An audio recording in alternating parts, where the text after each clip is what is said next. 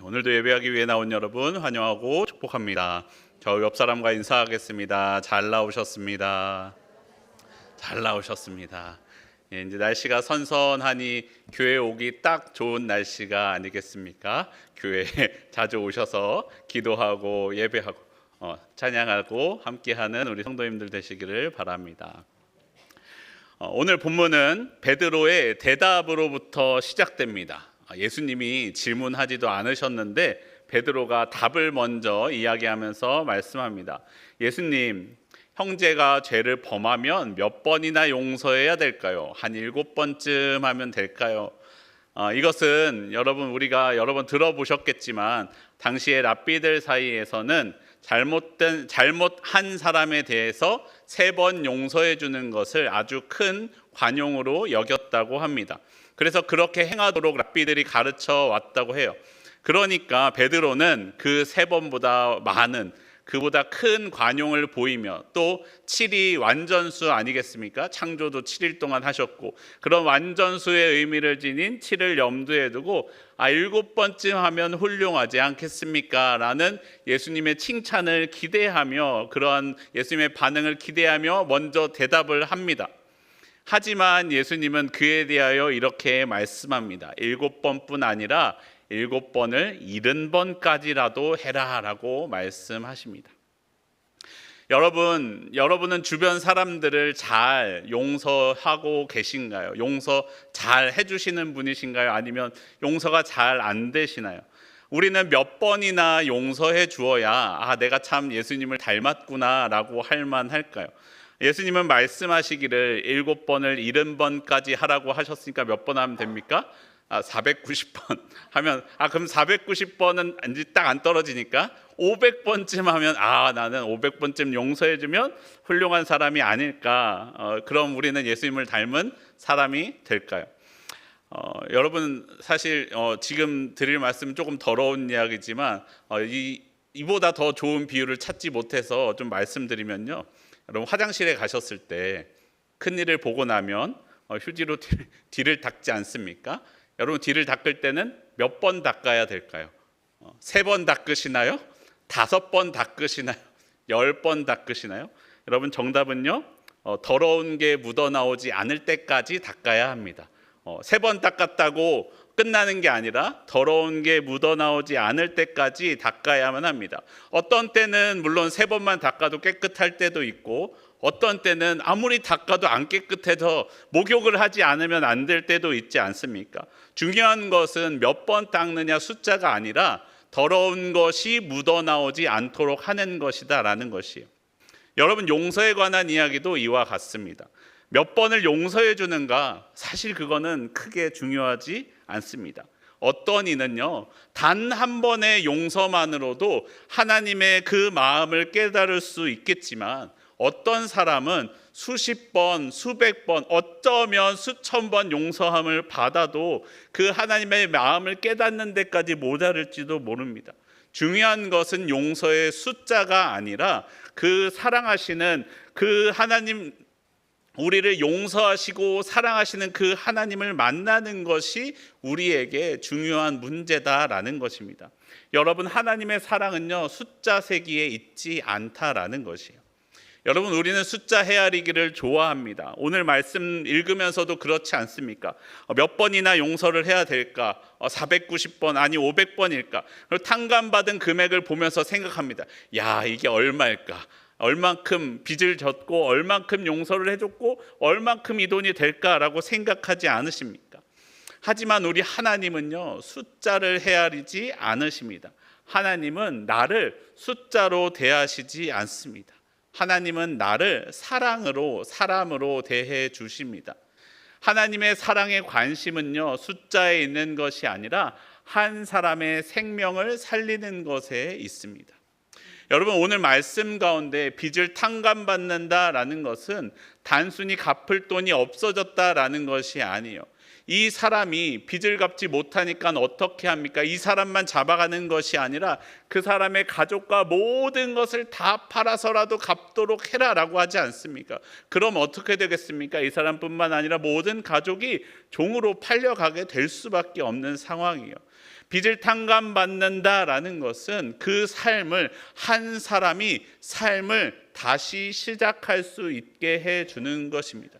그뿐만 아니라 그에 딸린 가족들과 주변 사람들까지도 모두 새롭게 삶을 시작할 수 있게 해주는 것입니다.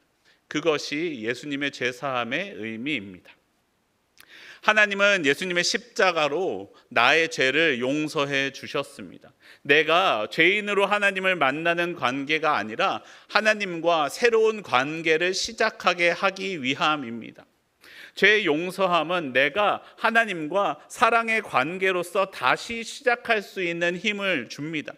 그리고 여러분도요, 우리도 다른 사람을 용서하면 그 사람과 다시 새로운 관계를 시작할 수가 있습니다. 우리가 주변 사람들 누군가를 판단하고 평가하며 또 판단받고 평가받는 관계가 아니라 사랑할 수 있는 관계가 될 수 있다는 것이에요. 내가 누군가를 만날 때, 내가 빚진 누군가를 만날 때 두려워 떠는 관계가 아니라 기쁨으로 사랑하는 관계가 될 수 있다라는 것입니다. 그것은 단지 내가 그 사람에게 그렇게 할 뿐 아니라 다시 말하면 나에게도, 나 스스로에게도 다른 사람을 사랑할 수 있게 해주는 힘, 그것이 바로 용서입니다. 여러분, 어떤 강연에 나온 이야기인데요, 자신의 4살짜리 아들이 스마트폰으로 게임을 하고 있었다고 합니다. 근데 4살짜리가 게임을 해봤자 얼마나 잘하겠어요. 근데 게임을 하다가 잘 안 된 모양이에요. 화면에 크게 영어로 fail이라고 떴대요. 그러니까 아이가 하하하 웃으면서 좋아하는 거예요.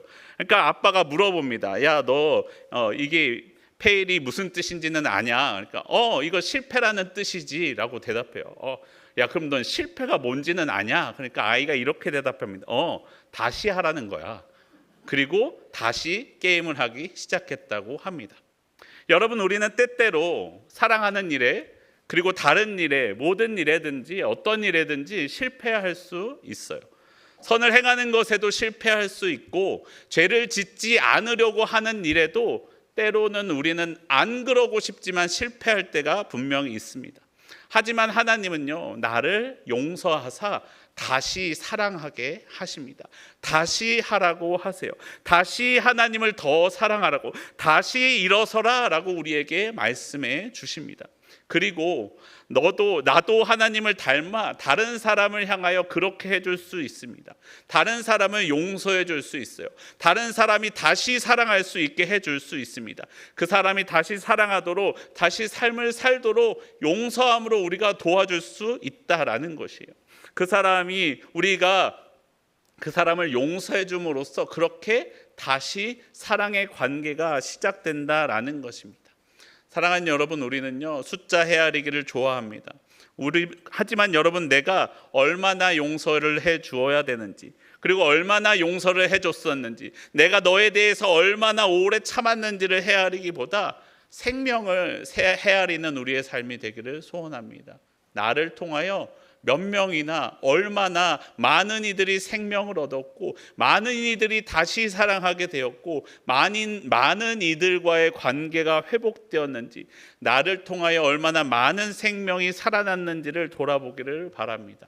내가 예수님을 닮아서 생명을 살리는 일이 우리의 삶 가운데 일어나는 저와 여러분의 삶이 되기를 소원합니다. 그런데 여러분, 용서가 쉽습니까? 어렵고 잘 안 되지 않습니까? 혹시 아마 여기에 누군가 난 용서 어렵지도 않던데 왜 그러세요? 라고 하는 분이 있다면 아마 정말 예수님과 같은 마음을 갖고 계신 분이거나, 아니면 아직도 어려움을 만나보지 못한 분이시거나 그러지 않겠습니까? 여러분은 용서를 잘 베풀면서 살아가시나요? 우리가 무엇보다 먼저 기억해야 될 것은요, 내가 용서를 할 때요, 내가 용서를 먼저 해주는 것이 아니라 나에게 먼저 주신 용서의 은혜가 있다라는 것을 기억해야 됩니다. 하나님이 나를 먼저 용서해 주셨습니다. 오늘 본문에 나오는 비유의 말씀에서도요, 예수님의 말씀에서도 누가 먼저 용서를 베풀고 있습니까? 종이 먼저 동료를 용서하라고 하지 않습니다. 임금이 먼저 종을 용서합니다. 그리고 용서받은 그 종이 친구를 용서하지 않는 모습을 지적하고 있음을 우리는 기억해야 됩니다. 그것이 하나님의 용서의 원리다라는 것이에요. 우리 하나님은요, 아무것도 해주시지 않으면서 너희가 먼저 행해라, 그러면 네가 이렇게 행하면 내가 이렇게 갚아줄게라고 말씀하시지 않습니다. 하나님은 언제나 먼저 은혜를 베풀어 주십니다. 먼저 나를 용서해 주십니다. 먼저 구원을 베풀어 주십니다. 그리고 그 하나님께서 하나님과 같이 거룩하라라고 말씀하신다라는 것이에요. 너희도 가서 그와 같이 하라라고 말씀하신다라는 것이에요. 하나님께서는 이스라엘 백성을 향하여도 그렇게 말씀하십니다. 이스라엘에게 너희가 거룩하게 살면, 너희가 제사를 잘 지내면 내가 너희를 구원해주고 내가 너희에게 땅도 줄게, 내가 너희를 잘 지켜줄게 라고 말씀하시지 않습니다. 하나님은 이스라엘을 향하여서도요, 언제나 먼저 은혜를 베풀어 주셨습니다. 여러분, 율법의 대명사 10계명에서도 꼭 10계명이 성경에 나올 땐 이 말씀과 함께 시작됩니다. 출애굽기 20장 1절과 2절 말씀입니다.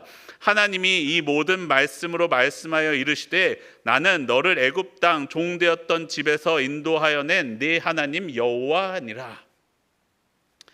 나는 너희를 종되었던 애굽 땅에서 건져준 내가 그 하나님이야.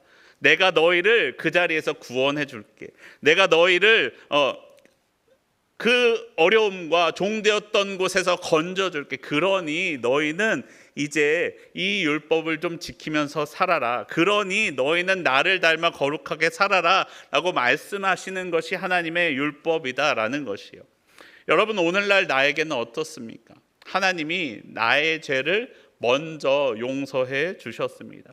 내가 죄인 되었을 때에 하나님이 나를 찾아오셨습니다. 내가 하나님을 찾아서 이 죄를 용서해 줄 수 있는 게 누구지? 하나님이지. 그 하나님이니까 내가 하나님께 제물을 드리고 하나님께 기도를 드리고 이것을 쌓아서 용서를 얻어낸 것이 아니다라는 거예요. 하나님이 죄인이었던 나를 찾아오사 하나님의 독생자 우리 주 예수 그리스도를 만나게 해주셨습니다. 하나님이 그렇게 나의 죄를 용서해 주셨다라는 것입니다.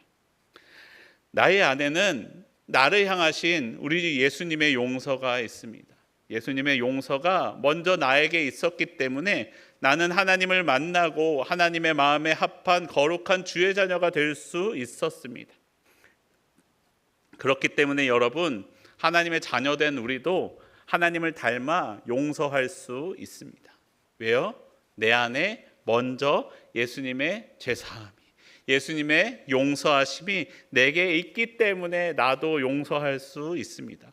예수님이 내 마음의 주인이 되어 주셨기 때문에 내 마음으로는 되지 않을 그 용서가 될 수 있게 되었습니다. 나를 용서하신 예수님의 사랑의 원리가 내 안에 살아 다른 사람을 향하여도 작동한다라는 것이에요. 그렇기 때문에 여러분, 다시 말씀드리면요, 내가 형제와 이웃을 용서하면 내 마음이 예수님의 마음이 되는 것이에요. 하나님이 나를 용서하시면서 어떤 마음으로 용서하셨을까? 용서해 주시고 또 용서해 주시면서 하나님은 나를 어떻게 대하셨을까? 그럼에도 또 죄를 지을 때 나를 바라보시는 그 예수님의 마음은 어떠하셨을까? 형제를 향한 용서를 실천함으로써요, 우리는 그 예수님의 마음을 배울 수가 있습니다. 내가 형제와 이웃을 용서할 때 진정으로 내 마음이 예수님의 마음이 되어갑니다. 저와 여러분의 마음이 하나님의 마음, 우리 주 예수님의 마음이 되는 우리 한빛교회 성도님들 되시기를 바랍니다. 내 마음이 예수님의 마음이 되어 형제 용서하기를, 이웃 용서하기를 실천하며 살아가는 우리의 삶이 되기를 바랍니다. 여러분, 다시 본문의 예화로 돌아가 보면요, 이 친구가 100데나리온 갚지 않은 일로 이 동료를 감옥에 보냈던 종은요, 다시 감옥에 갇히게 됩니다. 그 소식을 들은 주변 사람들은 임금에게 그것을 알렸고, 임금은 다시 그 종을 감옥에 가두게 합니다. 그리고 빚을 다 갚을 때까지 나오지 못할 것이다 라고 말씀합니다. 여러분, 이 이야기 보시면서 조금 이상하지 않으세요? 27절을 보시면요, 이미 빚을 탕감해줬다라고 말씀합니다. 그런데 임금이 다시 종을 잡아들여요. 그리고 다시 감옥에 가두게 합니다. 그리고 35절 마지막 본문을 봐도 이렇게 말씀합니다. 마태복음 18장 35절입니다. 우리 함께 한 목소리로 읽겠습니다. 너희가 각각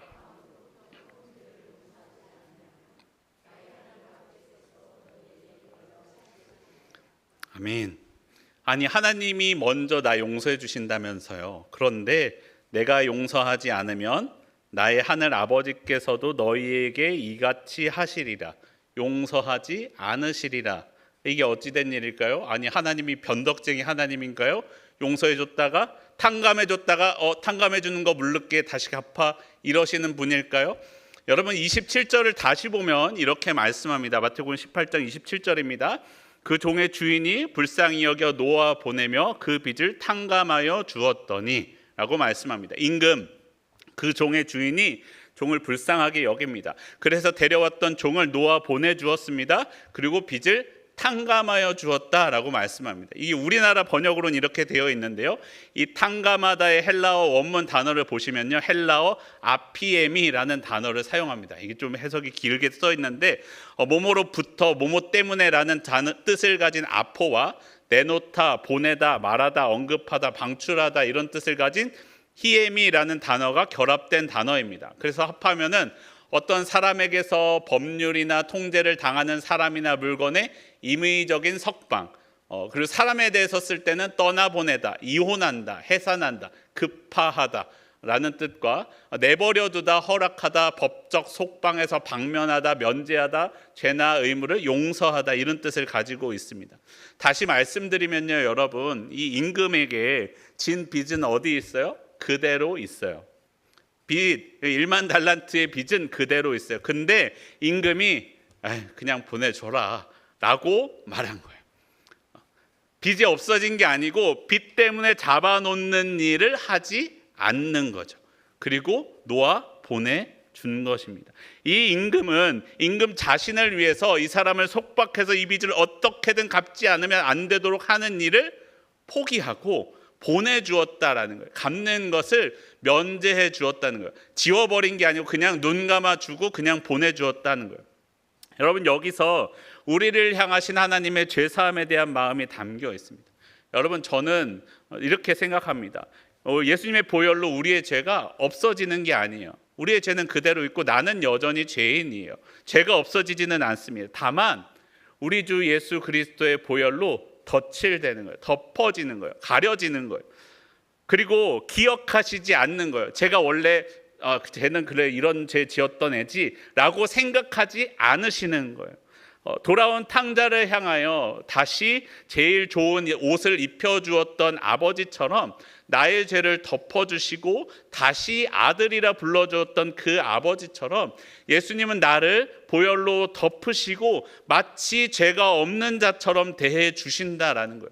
다시 말하면요, 사실 여러분, 오늘날 우리들은요 지금도 끊임없이 예수님의 용서가 필요한 사람들이다라는 거예요. 나는 다 회개했기 때문에 나는 이제 예수님 없어도 되지, 이것이 아니라는 거예요. 우리에게는 언제나 늘 예수님과 함께 있지 않으면 안 되는 존재가 우리들이다라는 거예요. 내게 용서가 살아있지 않으면 하나님의 용서하심이 나에게 힘을 발휘하지 않는다라는 거예요. 여러분, 사람은요, 아담과 하와의 원죄 사건 이후로 사람은 스스로 죄를 판단하는 존재가 되었어요. 그래서 사람은 끊임없이 다른 사람의 죄를 판단합니다.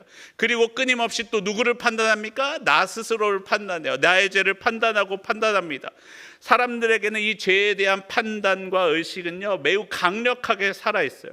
그리고 그 때문에 나의 스스로에 대한 죄책감에 괴로워합니다. 하지만 예수님은요 우리에게 용서를 말씀하십니다. 죄사함을 말씀하세요. 죄를 판단하기보다 죄를 용서하라라고 말씀합니다. 하나님의 자녀된 자들에게 죄를 판단하지 말고 용서하라라고 말씀합니다. 사랑하는 여러분, 나는 죄를 의식하는 사람입니까? 아니면 용서를 의식하는 사람입니까? 우리 주 예수님께서는요, 나의 죄를 덮으사 예수님의 보혈로 나의 죄를 덮으시고 기억하지 않으신다라고 말씀합니다. 우리는 죄가 아니라 내게 살아있는 예수님의 용서하심을 의식하며 살아갈 때 죄로 살아가는 것이 아니라 용서가 살아있는 삶을 살게 됩니다. 그로써 우리는 용서받은 자로서 살아가게 되는 거예요. 그런데요, 사람들은요, 끊임없이 죄를 들추고 들춥니다. 다른 사람의 죄를 들추고 용서하지 않습니다. 그런데 그것이 곧 나의 죄를 들추고 나의 죄된 모습을 드러내는 것이다라는 것을 생각하지 못한다라는 것이에요. 빚을 내어준 임금은요, 그 빚을 내어준 임금 되신 우리 하나님은요, 나의 그 죄에도 불구하고 나의 그 빚에도 불구하고 보내주셨어요. 나의 죄를 더 이상 기억하지 않으신다라고 말씀합니다. 아니, 빚을 내어준 이가 용서해 주었는데 어느 누가 뭐라고 하겠습니까? 그것을 드러나게 하는 것은 무엇입니까? 내게 용서해 준 임금을 닮은 용서가 내게 나타나지 않을 때, 내가 저의 죄를 드러낼 때 나의 죄가 드러나게 된다라는 거예요. 내 동료를 용서해 주는 것은요, 내가 단지 그를 용서해 주는 것이 아니라 다시 말하면 나를 용서해 주는 것이다. 예수님의 용서가 내게 살아있게 한다는 것이. 사랑하는 성도 여러분, 하나님이 나의 죄를 용서해 주셨습니다. 나의 죄를 헤아리기보다 내 안에 그 하나님의 생명이 살아있게 해주셨습니다. 내게 먼저 사랑을 베푸사, 내게 먼저 용서를 베푸사, 나도 이 땅 가운데 용서와 사랑을 베풀게 해주셨습니다.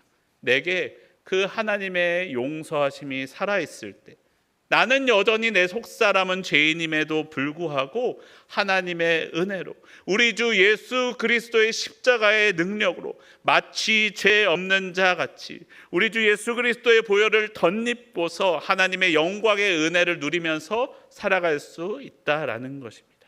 그 하나님의 은혜 가운데 감사하며 하나님을 닮은 사랑과 용서함으로 살아가는 저와 여러분의 삶이 되기를 소원합니다. 우리 함께 주님 마음 내게 주소서 찬양하겠습니다.